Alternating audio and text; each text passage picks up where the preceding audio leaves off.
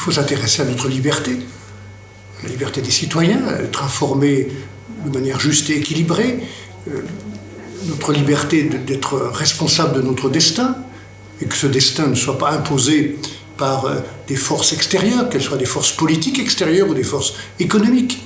Et on a longtemps parlé des multinationales, nous y sommes.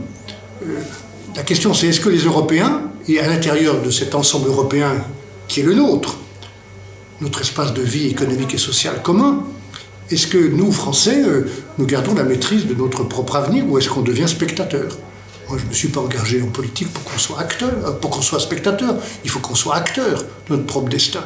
Et quand on voit la puissance de ces grandes sociétés, Google et d'autres, comme de certaines multinationales, comme des services financiers, travaillant dans l'obscurité, on voit bien que chacun chez soi, chacun pour soi, on est sous-traitant, on est sous influence, on ne maîtrise plus.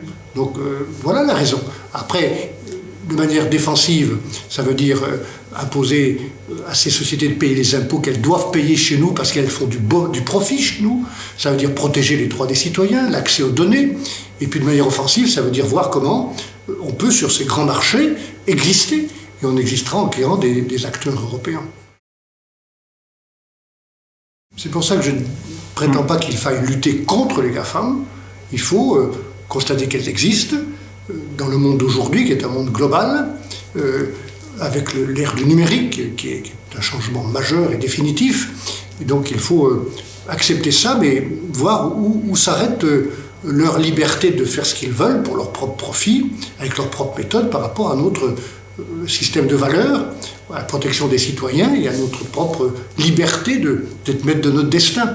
Donc oui, je pense que ça ne doit pas parallèlement nous empêcher au contraire de faire un examen de conscience, de voir ce qui ne fonctionne pas en Europe et de voir comment chez nous en France par exemple on a bridé ou parfois plombé avec des impôts, avec des régulations excessives, la capacité de travailler, d'innover, de créer. Donc je pense que tout ça doit être parallèle. Il faut voir le bon niveau simplement. S'agissant des GAFAM, comme s'agissant des grandes institutions financières, comme s'agissant d'autres multinationales, la bonne réponse elle est européenne, parce que c'est la bonne taille.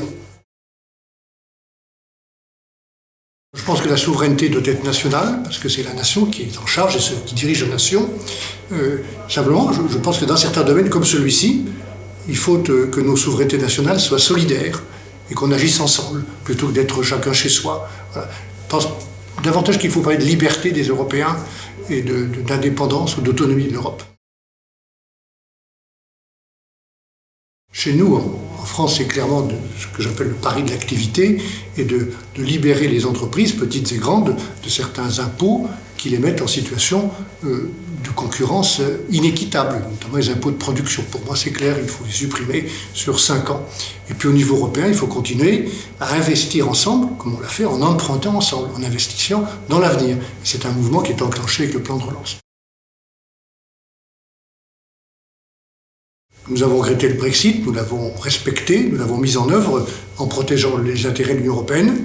Nous avons été unis, cette unité n'est pas tombée du ciel, je l'ai construite et cultivée tout au long de ces 4 années entre des pays, 27 pays, qui n'avaient pas forcément les mêmes sensibilités par rapport au Royaume-Uni, mais ça a été possible, donc c'est possible, en se respectant et en travaillant ensemble. Et puis il y a des leçons à tirer parce que derrière le Brexit, il y a des raisons, il y a un sentiment populaire qui s'est exprimé. C'est trop tard pour le Royaume-Uni, mais c'est pas trop tard pour l'Europe et pour les régions françaises ou autres, de regarder pourquoi il y a cette hostilité, cette indifférence, cette colère à l'égard de Bruxelles, à l'égard de la mondialisation. Donc il faut faire attention à ce sentiment populaire et lui répondre. Les gens ont besoin d'être rassurés, protégés, qu'on apporte des réponses à ces questions liées à l'immigration mal maîtrisée, à la désindustrialisation, au service public. Et voilà les leçons qui sont aujourd'hui devant nous, pour nous, en France et dans les autres pays.